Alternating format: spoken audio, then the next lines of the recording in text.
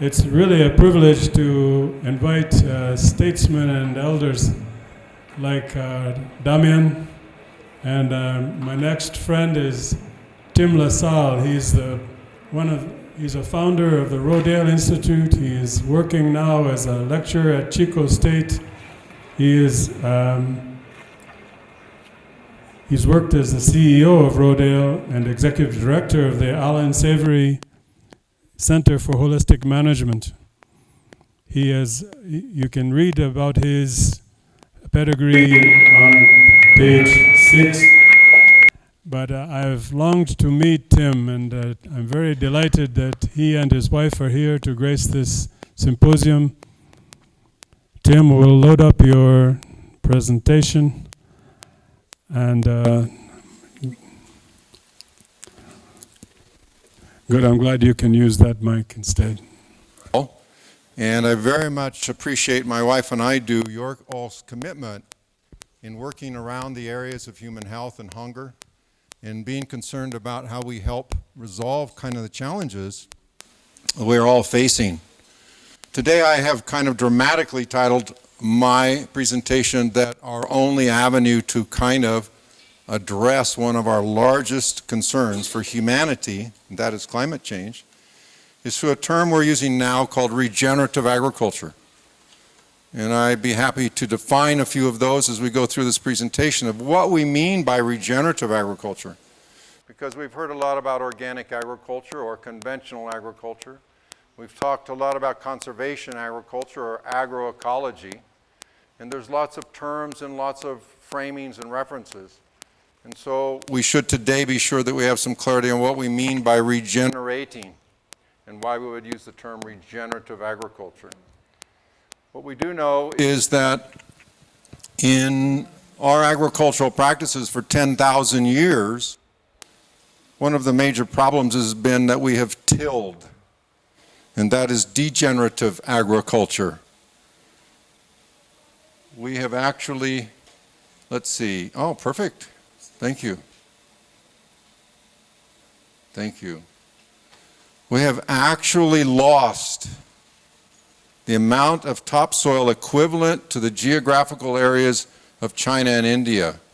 That's gone because primarily of our tillage. And so it's one of the challenges we all face as to how we begin to stop tilling. So why would we say it's our only possible future? Because of the two major challenges that we face. One is climate change. Last year in 2018, I was in Georgia with a regenerative animal livestock farmer building soil every year by better grazing practices. Just as Hurricane Michael came on shore in Florida and then into Georgia, and we had to evacuate. There were over 100-mile-an-hour winds, and much of his farm was destroyed. Most of his fencing was knocked down. Most of his poultry was destroyed, and some of his livestock and hogs were lost. A year later, I'm giving a presentation along the same thing, and the hurricane's going in the Bahamas and then hit the east coast of the United States. It was odd that it was both in September, having the same conversation and presentation. At the same time, September, same time, typhoon hitting Japan that had happened the year before. You're certainly familiar on this continent what happened in Mozambique, and it wasn't just one. Just some of our friends we were visiting here in Rwanda that come from South Africa were saying in one of their agricultural regions there were 3 tornadoes, and that's just unheard of. So what we know about discussions around climate change, or what they used to call global warming, is yes, the planet is definitely warming, but the real destruction on agriculture is going to be the droughts and the floods. It's going to be the weather conditions that destroy our crops. It's the disturbances that will absolutely create havoc for us in our food security around the world, on every continent. We are from California, and they're asking the question, is the new normal these devastating fires where whole towns get burned down and people are displaced? And why? We've had fires forever in California. Why are they so severe? Why are they so damaging and life-threatening? And it's climate change. As it heats up and dries out and the winds increase, there's no controlling them. and they're out of control scenarios. Oh, did I? She wants a copy of it to guide her, so I'm Oh, okay. take a second. All right. And so let me just change, whoops, I guess I can't change the slide.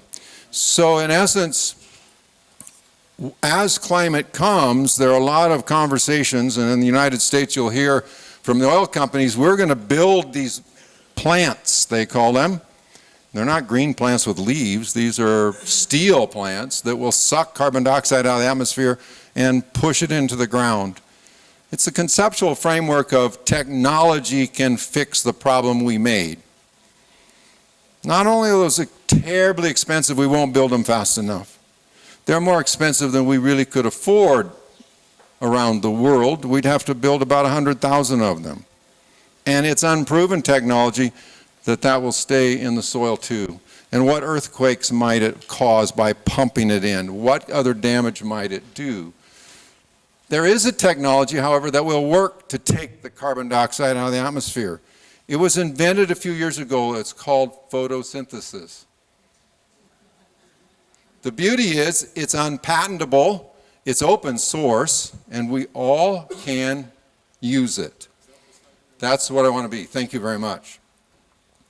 So Bill McKibben had started an organization called 350.org. The Paris Climate Accords have been talking about 350. We only want to go to 350 parts per million of carbon dioxide in the atmosphere. But the truth of the matter is we've surpassed that already to start with. And the second truth of the matter is, if we look at the history of where humans, which basically are our species, has been here more for about 200,000 years, we have no record of surviving, producing food, living in communities at 350 parts per million. It's always been below 300 parts per million. And so why would we even take that as a potential survivable level? We are now, as of a news report yesterday, a highest level ever, 408 parts per million, and climbing. It is not, our trajectory is not changing. We continue to warm this planet, and we will make it uninhabitable. As a matter of fact, books were written about the sixth extinction, and we're on that pathway pretty fast. So this is a crisis for us. We're in a crisis mode. We know industry releases a lot of carbon dioxide through our fossil fuels, through our vehicles and our heating and our manufacture, but soil loss, in a historical sense, is more than what the fossil fuels has been. And if we continue to warm and all of this methane that's been stored in the Arctic is released, it will be so much more that it really will be a very quick sixth extinction. What's occurring is climate change is happening faster than what scientists told us it would, much faster. We were talking about it as a problem for our children and grandchildren, and it is, but now it's already a problem for us. The discussions of the 1 meter or 2 meter sea rise are very conservative levels, because at the kinds of heating rates we're going to be, in just the same article they were talking about 60 feet or in essence 20 meters, and that's not at 17 degrees Celsius increase, that's more in the 4 degrees Celsius range, that they're looking at much higher levels of sea rise. So agriculture contributes to climate change primarily through our tillage. We release the carbon that we need in the soil to the atmosphere. Every time we take a hoe to that ground, every time we take a plow or a disc to that soil, we let oxygen in and stimulate a very fast release of carbon, of the organic matter we need, to the atmosphere, and continue to heat the planet, along with fossil fuels, along with our other pollutions that we're doing on the planet. In the United States, they claim we're about 9% of the total greenhouse gases. I think that's a conservative level. On the global arena, let's see, is this do we have a pointer on this? Don't know? Yes. On the global arena, well, not that one here, we're talking about agriculture and forestry being 24%. Part of that is land use change. If we cut a forest and start to farm it, we release a whole bunch of carbon. If we tear up pasture land and start to farm it, we release a whole bunch of carbon, and that's land use change. If we come to these hillsides, clear it, and then build a building, we release carbon into the atmosphere. So this is all the really bad and scary news. Well, let's add some more bad news, and that is we really only have 60 years of productive farming left on this planet. At the rate we are eroding and losing our soils. And this is from a study done at FAO. In my own experience, when I was doing some research and demonstration in South Africa, there was a field right next door to my field. This is the same soil, very sandy, and this is my fault because that was abandoned. It had been farmed, and now the weeds are about this high, and I asked if they could just come through and disc it down because I didn't want all the seeds coming to my field. One rainstorm came, and that much erosion happened in just one rainstorm, and that soil's gone. It was very poor soil, I might say, but it's still a soil, and it's gone. And this was, my wife and I were doing some work in Burundi, the neighboring country here, and I had to ask my Burundian colleagues what they loved about Egypt so much, and they looked at me very confused. And I said, well, you're giving them your most precious resource every day. And they looked at me again, and I put this slide up, and they understood that every day, if you look at the amount of soil leaving Ethiopia and Burundi and countries where these rivers flow into the Nile, we continue to send our most precious resource. This is in my backyard in California, same process.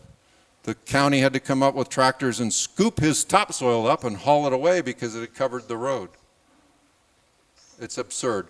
I won't talk so much about this. This is in Argentina where we're doing some work, but this is a good book by Dr. David Montgomery that will remind us all about how serious this erosion is.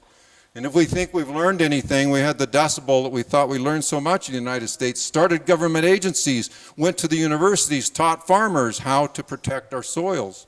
And so in 1930s, we lost so much soil, and that was the Dust Bowl. Have we learned much? This is in 2014. We still see the soil blowing away. And so in my practice, I've been learning that biology and no tillage can start to hold soil together and aggregate it and hold it from washing away or from actually blowing away. And so in this slide, this was those African soils that you saw, that sandy field that washed away. You put a little clod of soil in there and it dissolves. I mean, the rain will just take it. Because it had been disked only one time that year. But it didn't have what it took. It had been broken up. It was too fragile to hold together when you set it in water. But my field, same soil, did not break apart. As a matter of fact, if you'd walked into my field, and I should have taken a picture of it, you wouldn't have known it rained other than the color of the soil changed. There were no gullies. There was no sense of erosion because the biology had helped glue the particles together and hold it in place. In our place in California, this is our soil that we put cover crops in and we let it sit. It goes dry all summer, no rain. During the winter, we can grow cover crops. And I forgot, we were doing a field day at our little farm, and I forgot to take a picture of it. And I went into my barn a week later, and there it was, still aggregated, still holding together in that water. Whereas my neighbor who plowed his once, not once, a few times, there's no aggregation. And his would blow away or wash away because we have to stop tilling and we have to begin to improve our biology to hold that soil in place. Here's a study that Kofi Boa was doing in Ghana, and he was, this is the very first, after one season, one rainy season, he had a field of cowpeas here that was not tilled, and a little plot of cowpeas here that was tilled in a traditional manner with the hoe. And it was a rain-short year, and as you see, we kind of have a crop failure here, and we have a pretty good group of cowpeas here. So there's food security. There is a dangerous area as far as survival, based upon only tillage. That was the different variable in that experiment. So really, really important for us in addressing that piece. The speaker later that follows me, Roland Bunch, had made this statement, and I like to use this statement because it's rather crucial. Roland claims he's not a weather predictor, he's not a fortune teller, but he predicted this famine basically based upon soil carbon, and did it have a capacity to percolate the water or run off and evaporate. And when it run off, because the soil's been tilled and capped, therefore, no more air spaces, and it runs away, we've lost the water, we've lost the crop, and we end up with drought that we created more than maybe that the weather had created in and of itself. It's a critical thing for us to engage. This is just a cover crop that I grew in the winter, and I just knocked it down to hold the soil, build carbon, invest in that soil. So what is regenerative agriculture? Well, regenerative agriculture is going to focus on building that soil and building it as rapidly as we can. So it really means making investments into our future, making investments in the soil itself. And so it describes practices of farming and grazing that actually, among other benefits, reverse climate change, because we'll talk about how much carbon through photosynthesis we can take from this atmosphere and put back in the earth. It can, by rebuilding soil, increase organic matter, restore degraded soils, or take soils that were never very fertile and make them extremely fertile. And it increases not only soil biodiversity, but therefore and thus biodiversity above the soil line as well. So these are really important elements, as well as in our erratic climate. It improves the water cycle and water holding capacity. And I won't put all the charts up on water holding capacity, but when you increase that soil carbon, that organic matter, we can get up to 20-some thousand gallons of water per acre, which we'd have to translate to liters to hectares, but in every 1% we increase. So that's free water that we don't have to go find. But let me just say, in practices, in thinking of farming practices, which ones will actually hold that carbon in the ground? Well, one, we said no-till is kind of a baseline. We have to figure out how to stop tilling. But that, as by a practice in and of itself, only holds a very minimum amount, about a half a ton of carbon per acre, or we could say about a half a, basically metric ton in a hectare. Winter cover crops will double that. Here you're not talking about winter, but if you actually are returning biomass to the land. So returning biomass is a really crucial element. Dr. David Johnson and I did some quick calculations, and this is not scientifically verified, it's not, but it's maybe a rule of thumb to think about. And that is that we were asking the question, because we're still interested in doing research on cotton and regenerative agriculture. When you harvest cotton, how much do you take away from the land? And with the old cotton plant and residue, how much carbon do you leave on the land? And we found that you basically remove 40% in your cotton, fiber, and seed, and you leave 60% plant for the ground, for the organisms. In corn, in maize, it's the same equation. You harvest, when you pull the corn up and take it out of the field, it's about 40%. That leaves us, if we don't haul the stock away, 60% to give back to the organisms, what we call the livestock underground, to feed them, to build that soil.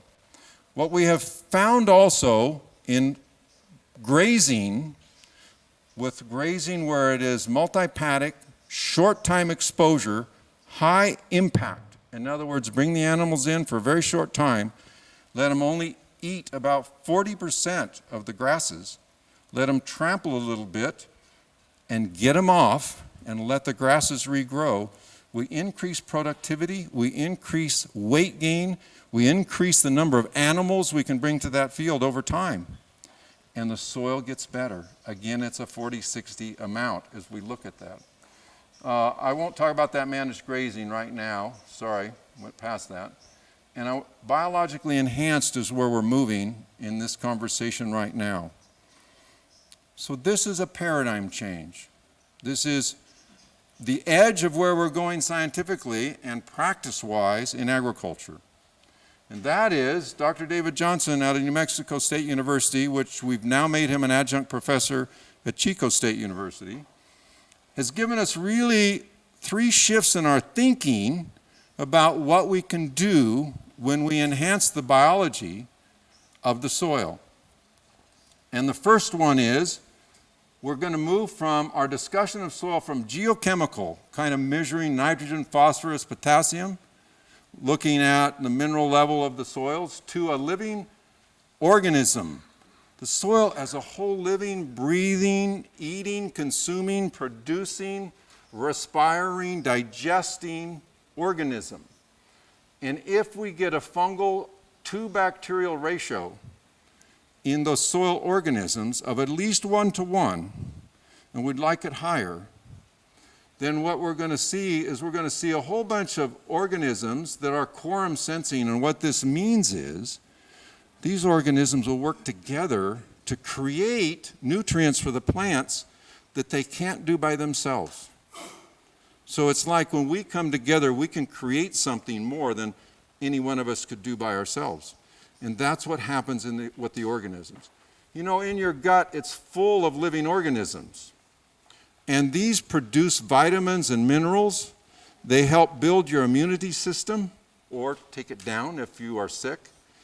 When you're healthy, it improves your moods. It affects your moods and your psychology, literally, your attitudes. And if it's off balance, it's depressive, or it drops your ability to fight diseases, etc. The same in the soil. And this is where not only do we get quorum sensing, producing nutrients for the plants, we also get self-fertilization. And what we're meaning by this is we have less and less of a need to the point where we have no need for fertilizers. And this is what the organisms can actually bring in collaboration with the plant. We'll talk about that a little bit more. So that's a huge paradigm shift. I don't know what all the fertilizer salesmen are going to do, but hopefully not sell any more fertilizer when we get very, very healthy soil, because fertilizer destroys our water systems, kills the biodiversity, releases carbon dioxide when they're made, polluting the atmosphere. The second paradigm change is that we can capture more carbon than we ever imagined. And what this means isn't necessarily that we capture it and hold it there forever and it's sequestered. Doesn't matter, I don't like that word anymore. I use carbon capture, but that's not fair either. What it is still a living system. And the carbon continues to cycle. But what we're doing is we're increasing the amount. And it just keeps getting bigger and bigger and bigger.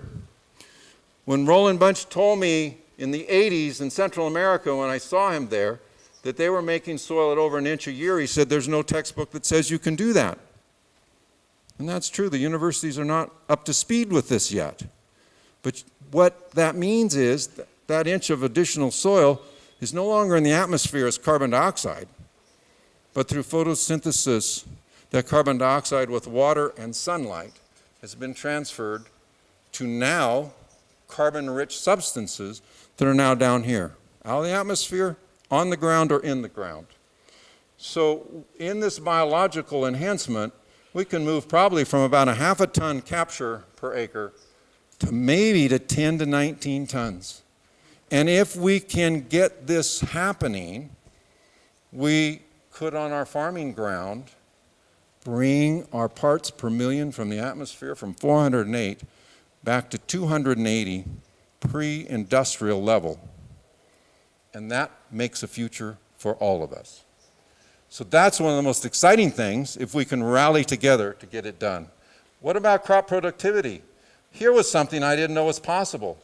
This process with the biology can improve photosynthesis efficiency, which means there's a reduced carbon respiration from the soil to be re-released to the atmosphere. More is kept there, more yield and food is produced. Then when it comes to that, how much? Well, most agricultural systems are producing about 660 grams per square meter. The highest level Dr. Johnson found was 3,200 grams per square meter, which is 30% higher than the most productive ecosystems on the planet, and that's tropical rainforests. So if in fact the biology is robust, maybe it could shift to something very exciting. How do we do that? I put an example here today, and Bonnie, I don't know if you need me to do a workshop tomorrow, but if there's an interest, we can talk about how you make one of these and how in your own backyard, without purchasing any really outside stuff, you can start to create this living, healthy biome to be able to inoculate on your soil. But here's a group of gardeners that are building what is termed a bioreactor. We're not calling it compost for a lot of good reasons, but in essence what we're saying is it's an aerobic process, whereas composting's anaerobic. So we're going to get a different group of organisms in that material. Two, it's no turn. You know, compost, we're always turning it. This, you don't touch it. So there goes that labor. I know you'd rather spend it turning compost than sitting on the porch having iced tea, but in this case, no, you let it sit. Kind of the difficult thing is you got to let it sit for at least a year. So we need to keep it moist, keep it wet, but let it sit for 12 months, and I'll show you why. What happens is it develops this heavily fungal dominant biology, and that's what we're looking for. So a wide array of organisms in dominant fungal communities. And here, this looks like a very technical slide, but I want to just show it to you. Here's what we're talking about, and that is that if you look at that compost at 4 weeks, you've already gone through the heating stage, the thermophilic stage, and it started to cool down. It is cooled down. But here's an array of the organisms. If you did a metagenomic analysis of what's in there, and there's about 316 species with some really preponderant species in this mix. But if you just go to 22 weeks, you see, whoa, a whole bunch more showed up. And you didn't go down to the store to buy them. You know, these organisms live in the dust, in the air, and they start to show up more because they maybe just were not even very findable in that system. But now as this material is maturing, and you've put some earthworms in there, and they're digesting it, what you end up having is a wider array with less particular dominance of any one. And here at 60 weeks, which, you know, is just past a year long, you end up with this huge, diverse, healthy, biological inoculant that can go into your fields. Now, there's a piece that you have to always remember. You can feed your plants with this, and I talk about ways you do that. But if you clear your field and leave it fallow, there's nothing to feed those organisms. So they start to diminish again. Just like us, if we stop eating, the organisms have nothing to digest, nothing to work on. So keeping a live root in your field is important. And roots, you know, are where it's at. I'm beginning to really look at soil, never again as that brown stuff that you pick up in your hand. I'm beginning to really understand soil. And the only true definition of it in my framing now is all of that mineral matter and organic matter, but all of that biology in those roots and the plant. Because I think it's dirt otherwise. But with the plant and the respiration and the organisms and all of the nutrients that are being exchanged is living soil. So in this we're going to talk about the rhizosphere, but one of the things, the area of the root, that just on the outside of the root is a rhizosphere full of biology if we haven't fertilized very heavily. If we fertilize, we kill off the biology, the plant doesn't have to work with them, and it just takes that fertilizer directly in. You don't build anything. If you get that out and get the biology going, there's this exchange. Well, the root is sort of like our gut turned inside out. So our gut is doing all of that biology inside, working it, but you invert that on the outside, it's happening in the root. So that's where the nutrients are being made, and exchange is happening back and forth. So what we're seeing here is, on these root hairs is a fungal communities when we have a fungal dominant soil. And what is beautiful is they can extend the reach of roots by maybe up to 70 times. So that means they can access more nutrients in the soil, and it means in drought times they can access more water and support that plant's life. So the fungal communities are crucial to nutrient exchange and crucial to water supply to that plant. And that's why we want to get them built up to be very, very strong. What does the plant do? The plant feeds the organisms. Because this is a mutual exchange. And what's the plant exuding here, this exudate? It's exuding sugars and carbohydrates. And that's feeding the bacteria, feeding the fungi. So this is a really crucial part of what we're trying to enhance and trying to improve its efficiency and get it very healthy. What's beautiful is when that plant gets very healthy, by working with the organisms, it gets more disease resistance and it gets more insect resistance. And you'll have less and less problems. The other thing, I'll show you a slide that I think might be an amazing thing that we'll finally learn, is it may affect weeds too. And wouldn't that be fantastic if it did? Although I know a lot of you that like to turn your compost a lot also like to go out and weed every day too, right? So, but here is 1.5 years of putting this biology on a cotton field in New Mexico. That's the response. So that's no fertilizer and compared to normal fertilizer. David grew a cotton crop 7 years later and got over 5 bales. His cotton was 6 feet high. And he said, that doesn't mean you have cotton, because it's really true. You could grow a big plant. There's not many bolls on that plant to produce cotton. But there were bolls all over those plants. No fertilizer. No weeding. No insect damage. Based upon a fungal dominant healthy soil. So in Limpopo, South Africa, my wife and I were doing some research there and a demonstration site. And why I was kind of drawn to this biological focus away from just organic, away from just no-till, was I realized in my fields, I challenged myself to do a no-till, no outside input. Thus, the only way it was going to work was if the biology worked, and I wasn't a soil biologist, and it worked. So I was in nutrient-deficient soils. They were definitely phosphorus deficient, but I never applied anything. That is not nutrient-deficient sorghum or corn. It's not phosphorus deficient, and look at the results. Increased yields by about 5 times. Biology was active. So those minerals, what happens when someone comes out and does a soil test and said, you don't have enough phosphorus? Well, we don't realize there's plenty of phosphorus likely there, it's just bound up. And the biology liberates it. But the fertilizer salesmen never tell you that. They want to sell you the phosphorus, right? Same thing, we can create the nitrogen as well. So here's the part we want to talk about on the fungal to bacterial ratios. Soils that are bacterial dominant, you'll find a lot of weeds, because that's how dirt starts out to become soil, and weeds are mitigators. They help build soil. But I know a person that can go into a field and look at the weeds and tell you, this soil is deficient of this or this, and it needs this and this kind of biology to build it up. And then that weed population changes to a different weed population or to healthier plants.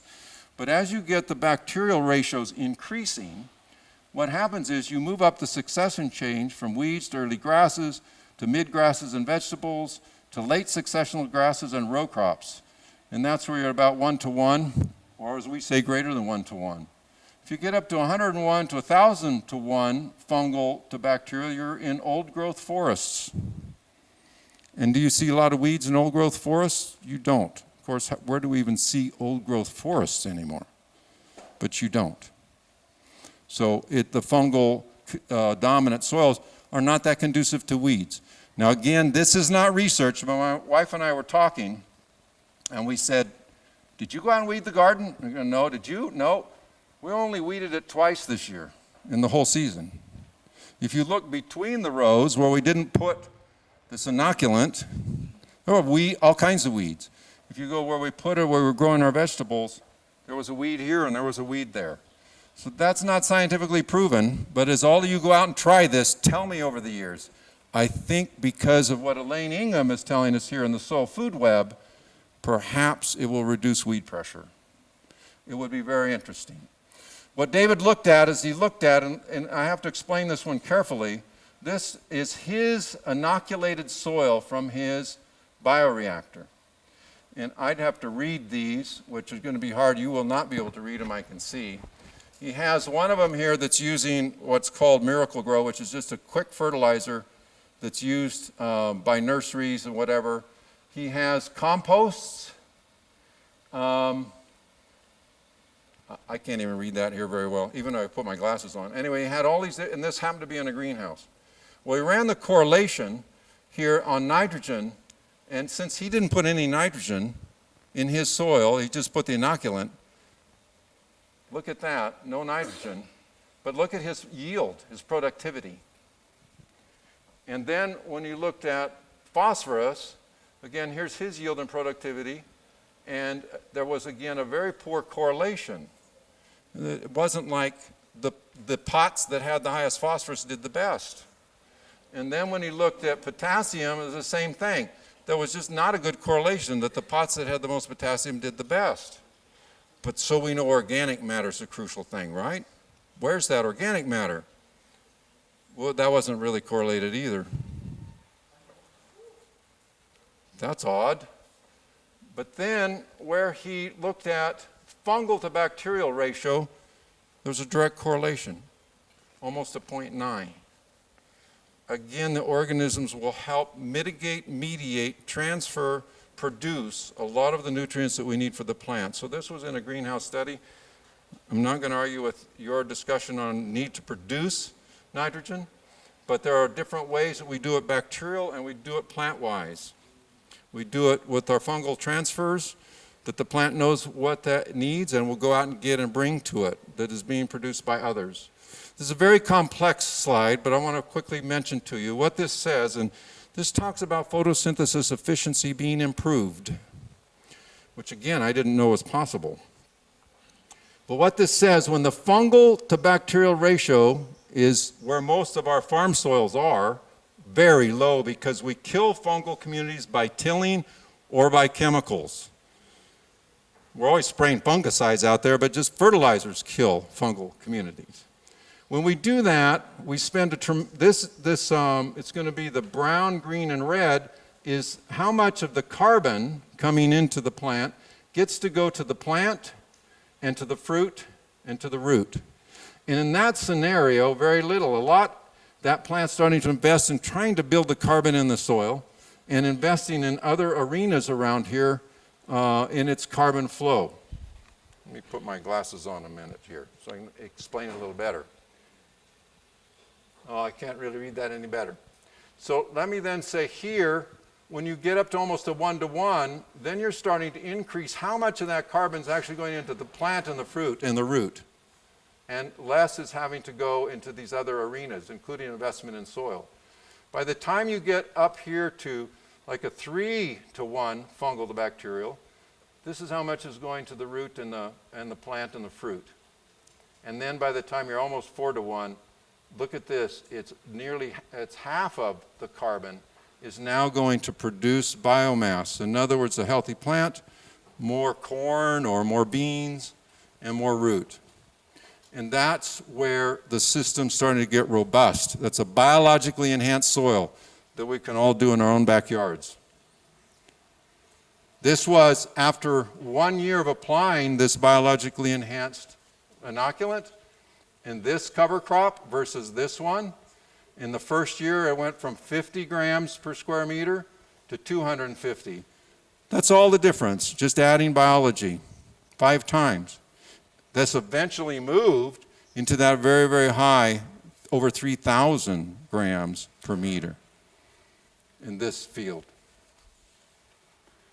So here's one of the beauties. Most soil scientists do not know this and do not understand this. And I'm just beginning to start to learn it. But as you get, most people will say, most they can come from Yale, or they can come from Harvard, or they can come from Michigan State. It doesn't matter. They'll tell you soil respires about 50% of its carbon. So soil respiration, just as it breathes it out, the organisms digest the organic matter and release carbon dioxide to the air. When your fungal to bacterial ratios are way less than 1, you're losing over half your carbon to the air. As these fungal ratios improve to 1.6, 2.3, 3.2, or 3.68, you're only losing now 10% of your carbon to the air, and you get to keep the rest for fertility, for plant growth, for yield. And it's not going back to the atmosphere. So it's not a linear effect. As you improve, you keep more for the health of the planet, for the health of the water cycling, thank you, and for the health of the food. 10 times increase in soil carbon mass. When you look at this, it's all about the fungal to bacterial, and 4 times reduction in respiration. So what this means in carbon capture is it means our scientists, when we look in terms of a publication by West, said that this is kind of our agriculture practices. If we get really good at them, we can capture about 0.37, I think, tons. Niggli out of Switzerland did a summary, and he said we can get about 0.2 tons. Ratan Lal out of Ohio State University says, and he has a soil carbon climate center, says we can get about 3/4 of a ton. But David Johnson's work says that's 10 tons when you get the biology healthy. So he's being rejected around the world because he's pushing against the paradigms of the old thinking. And we at Chico State are working very hard to replicate his work to see if we can't break through that scientific mindset. And then farmers are saying, heck with you universities, let's just go do it. And they're actually doing it. And at his most robust level, it was almost 20 tons. So Gabe Brown, a farmer in North Dakota, all on his own uncovered the same level of capture that David Johnson did in his test plots. So this is a farmer who's actually been doing it. But he was, when he implemented no-till, started to increase his carbon. Then with cover crops, it helped more. Then when he got to be a 3% organic matter in his soil, and he moved to a multi-species cover crop, it took off. And then when he added livestock to graze the cover crops and get them out, it really took off to where he has the same level as David Johnson on capture. But I want to make a point about cover crop species, and that is that we're finding multi-species diverse cover crops make better soil faster. Well, here is a Canadian experiment, and this is triticale grain in a rain-short year that is failing as a crop. Right next to it, same amount of rain, is a multi-species cover crop. We're getting a lot of biomass. We're getting a lot of production. No more water. Same farm, same soil. And there's the triticale that's part of the mix. There's going to get more of a crop of triticale, if that's what you're looking for, just out of that multi-species cover crop. Because of the diversity, the fungal communities, the cover that ends up on the soil, and holding the moisture and utilizing it in place.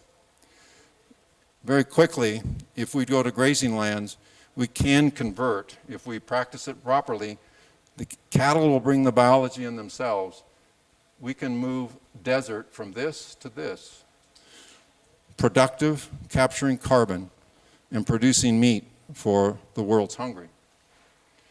What we can do in regenerative agriculture is that we can build soil health, soil fertility, improve the water cycle, take all of our excess carbon dioxide out of the atmosphere today, begin that process today, and give us all a chance for a much better future, eliminating hunger, cleaning our water systems and eliminating those dead zones around the world where fertilizers have gone out to the ocean and killed them, and absolutely producing the amount of food we need. So I know I have 2.5 minutes left, and I'd like to respond to any comments or questions that you might have. Thank you. Like, if anybody's interested, I would do a workshop on that bioreactor tomorrow. You will check on that, Bonnie? Okay. Okay. On the practical part? Okay. We'll make that one of the sessions. Actually, you're leaving tomorrow. Next day. Yeah, leaving Thursday. Okay.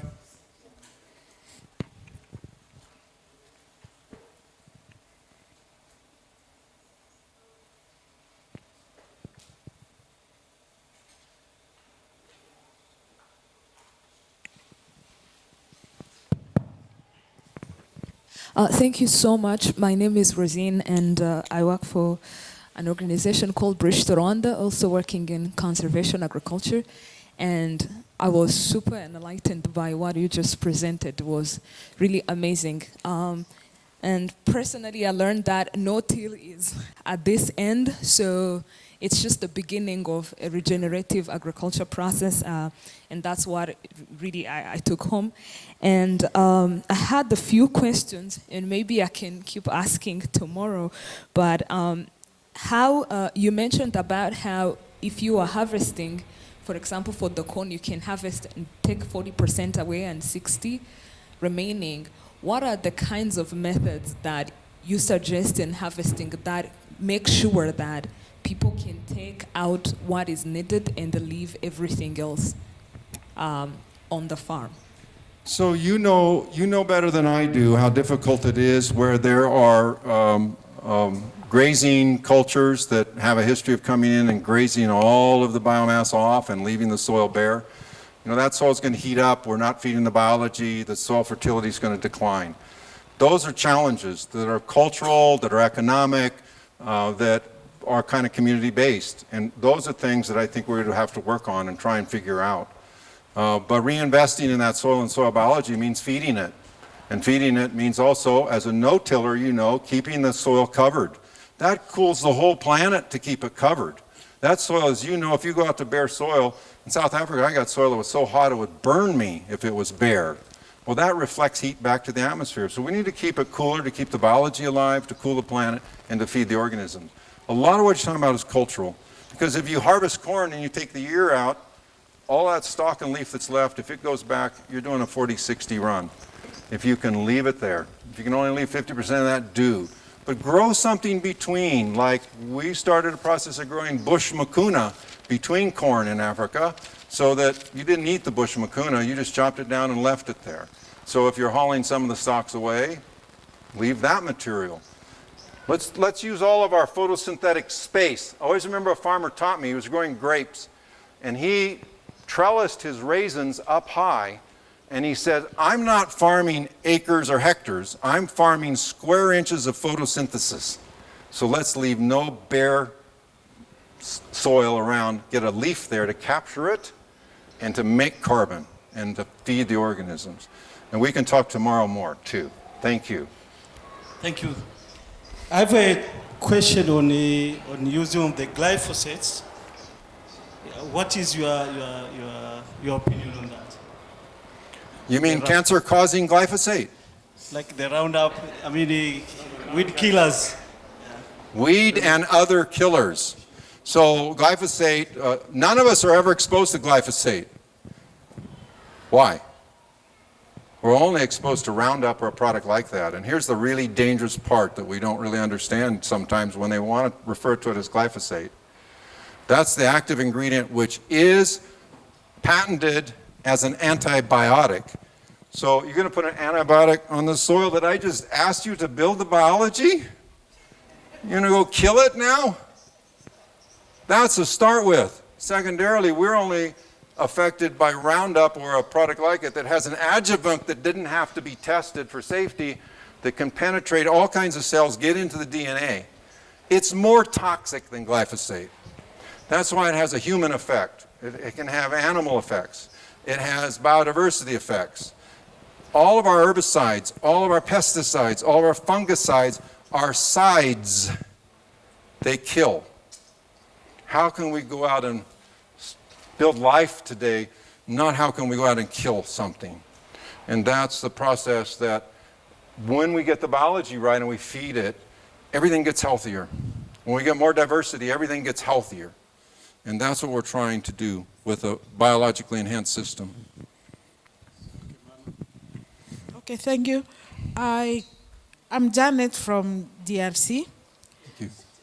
And I didn't understand when you said that we have to include grazing into You don't have to, regenerative. but you could.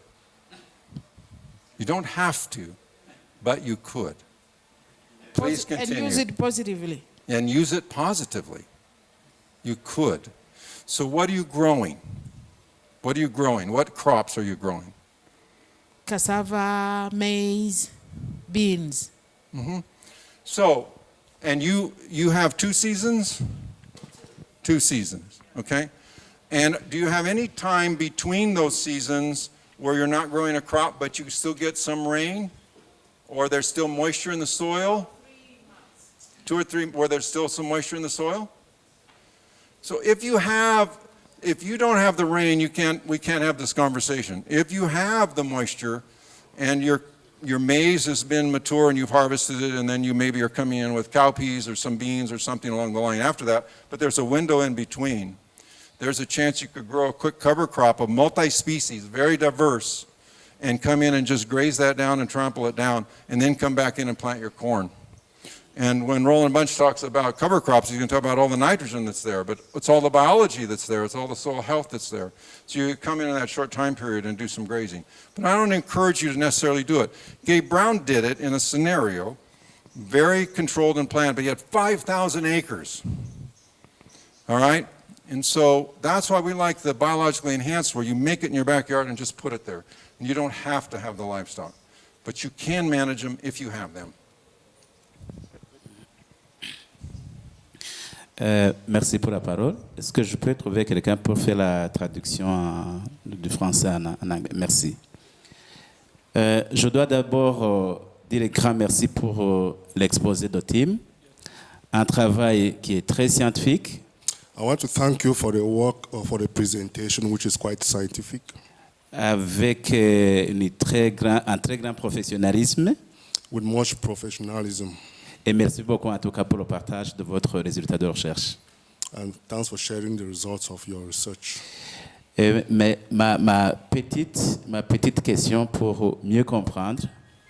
I have a question for you to Ça, understand more. apparemment, c'est un travail qui a été fait dans les stations de recherche. That was work that was done at a research center. Et ce sont des résultats de la recherche. Ce sont des résultats de la recherche. Okay, and these are the results of that research work.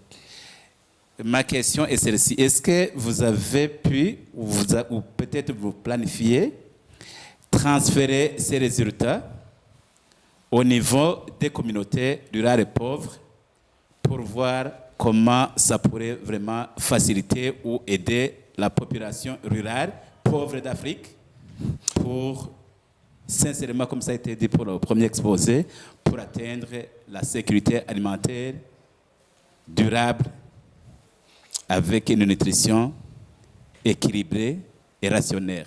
Merci. So I perfectly understand that this work was done in research centers. So is it possible to transfer what you did in research centers to like our rural Africa where there is poverty so that they can attain a level of food security?